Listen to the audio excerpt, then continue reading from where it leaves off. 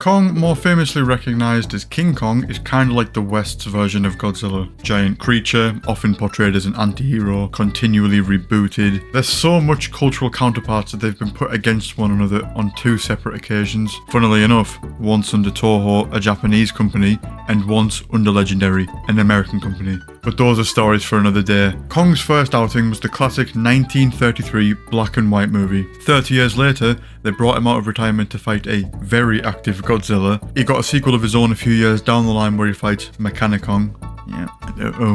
Okay. Yeah.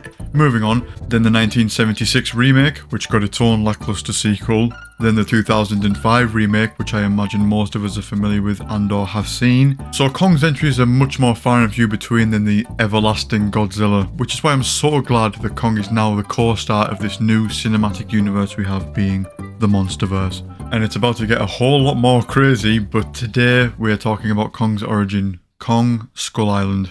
Bill Randa, played by the legendary John Goodman, plans to unveil whatever this uncharted island has to offer. He recruits a military unit led by Colonel Packard, played by the equally legendary Samuel L. Jackson. We get a few other specialist figures: Mason Weaver, a photographer, played by Brie Larson; James Conrad, an ex-air service captain hired for his expertise in tracking, played by Tom Hiddleston. We're 2 movies in and we've already got Quicksilver, Scarlet Witch, Loki, Captain Marvel, and Nick Fury. I just think it's kind of funny how much actor DNA Marvel shares with the Monsterverse. There's also an array of unique, interesting soldiers, but I don't want to be here all day listing off the cast, so just let it be known that every character does play a distinct role here. The natural chemistry and banter between all the soldiers makes for some solid comic relief. You can tell from all the humour and even the softer and brighter colour palette that this film isn't going to be as dark as Godzilla 2014. I don't mean that in a literal sense, although it is applicable here. When the monsters start mashing, you can actually see it this time, but I don't mean that, I just mean dark as in the writing, the overall tone of the movie. They fly in on helicopters and start blasting away, chucking seismic charges off the choppers, and right about here is where shit hits the fan. This first shot of Kong in all of his glory is all we need to know that this ain't your grandpa's King Kong. This is something else.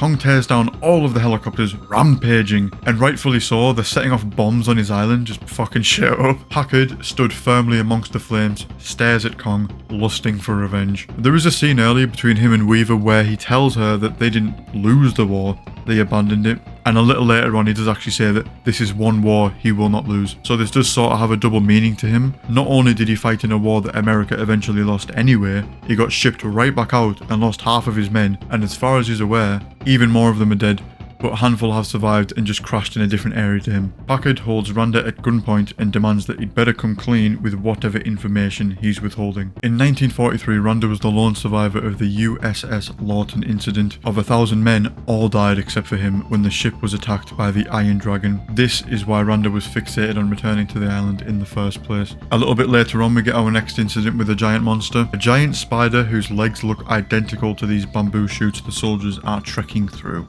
I'm not even sure if I can show this on YouTube, but it's pretty fucking grim. One of the spider's legs impales a soldier through his mouth all the way through, killing him instantly. It's a struggle, but they managed to kill it eventually. While I was watching this, I repeatedly had the thought that if this was shot and stylized like Godzilla 2014, it would be a horror movie. There's so much freaky deaky shit in this movie. The tonal shift, it was definitely for the best. We can catch up with the other team now. They've stumbled upon some natives and end up on the wrong side of a spear or two. A man speaking perfect English comes out and neutralizes the situation. This man is Lieutenant Hank Marlowe, a soldier from the Second World War who crash landed here in 1944. His crash landing was actually shown in the cold opening of the movie, but I figured I would save that until now. Marlowe and a Japanese soldier, Gunpei Ikari, crash land on Skull Island. They both miss their shot. Marlowe runs away but comes to a cliff edge. Gunpei unsheathes his sword and they start duking it out. Seems Gunpei was about to get the better of Marlowe until a giant hand reaches up over the cliff edge, followed by another one, and then cut to the opening credits. Also, can we just appreciate how they managed to make this guy look just like a young John C. Reilly? Pretty sure they used some prosthetics, but regardless of how it was done, it's the right way to go about things rather than all this digital de-aging we're seeing nowadays. We get to follow Chapman for a while, a soldier who crashed on his own earlier, all mostly for the purpose of showing more Kong. He drinks water out of the lake and then thrusts his arm into it and drags out a giant octopus. Pretty one-sided fight breaks out. out and Kong rips the octopus apart. Dinner is served. This is actually a nod to Kong vs. Godzilla, the 1962 version. Kong's first appearance in that movie,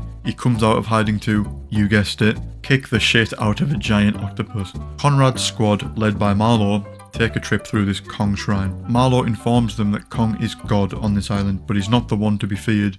The skull crawlers are. I do like these illustrations on the rocks here. Also gives you a little backstory to Kong, if you can call it backstory.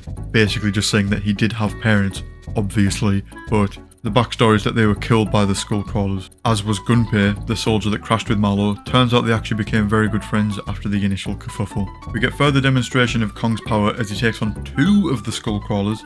As Marlowe said, Kong is fine if he gets to them while they're little. These 2 were only adolescents. They get this rinky-dink boat made up of plane parts working. All the while they've been updating Marlowe on the outside world. He eventually tells them that he has a wife out there somewhere, and a son. She gave birth after he was deployed, a grown man he's never met. Packard's squad and Conrad's squad reunite. Packard is hell-bent on heading west to find Chapman. However, they need to be heading north to the pickup point. Marlowe warns them that west is where the skull crawlers reside, and yet still, they push west, through a boneyard nonetheless, and here we see 2 ape skeletons. Marlowe does explicitly state that these are the remains of Kong's parents, something I think would have been better left to the imagination, but this is covered in the comic anyway, and I guess it's better to spell it out for the casual audience too. Suddenly a skull crawler appears and vomits up a human skull sporting a pair of dog tags belonging to Chapman, the soldier which they were searching for. It takes out a handful of unnamed soldiers, but more importantly, Randa swallows him and his camera whole while it's still flashing. So with all the mist and sulphur in the air, the skull crawler can hide in plain sight. Yet again, horror movie worthy. Everyone decides to go on the offensive, and Marlowe takes up Gunpei's sword and actually manages to get a slice in on the skull crawler as it dashes past him. Weaver throws a lighter at the ground by the skull crawler, igniting the fumes in the mist, blowing it up.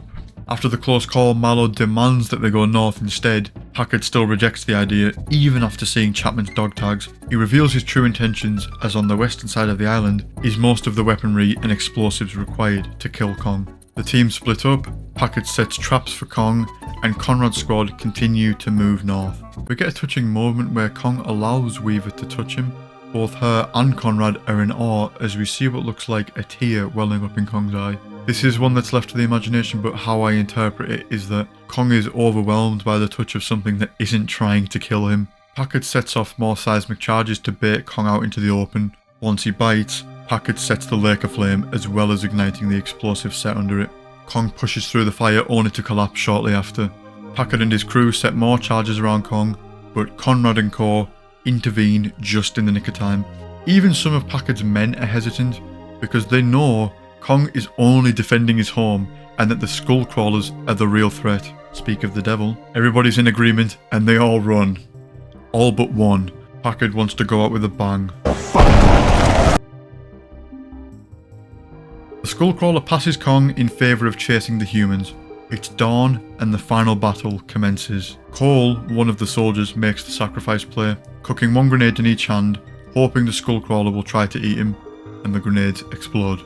Unfortunately, we're dealing with a predator not looking for food, but the hunt. Some find this scene funny. I don't really think it is. Some might say, why didn't he just throw the grenade at it and it potentially miss, or it fall in the water, or it just do absolutely nothing to the skull crawler at all because it has thick skin. Anyway, here's Kong. This is a major improvement over the previous battles. I love this part where Kong grabs a tree and runs his hand up it, snapping all the branches off. The crawler knocks Kong into an old boat and he gets tied up in chains, caught in place. The humans distract the crawler and thankfully it does work. It's now or never.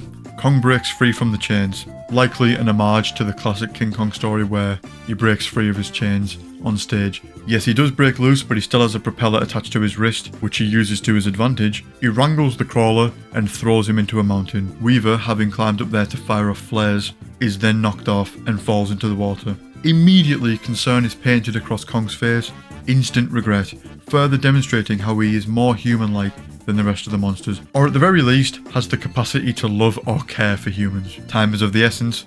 Watch this. And right after, he pulls Weaver out of the water, puts her down safely, and even looks back at her when he walks away.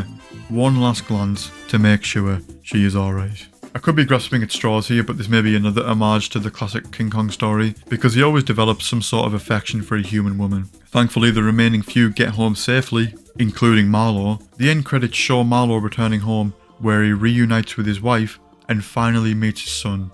Enough to make a grown man cry. The most noteworthy thing about this movie is that it succeeded in doing what most kaiju movies fail to do, which is create and sustain a compelling human story. Pretty much every aspect of the human story is easily digestible, but intriguing nonetheless. The adjustment of tone and colouring complements the movie well and allows the handcrafted practical sets to shine through. Also, being set on this unknown island gives the movie the advantage of being able to show a variety of giant creatures. The cast all come together to make this otherworldly island feel somewhat cosy and familiar. Most importantly though, they absolutely nailed the new Kong. Love the redesign. Most of the American interpretations see him as a silverback gorilla, but this kind of harkens back to his Toho days, where he's a bipedal, ape-like creature.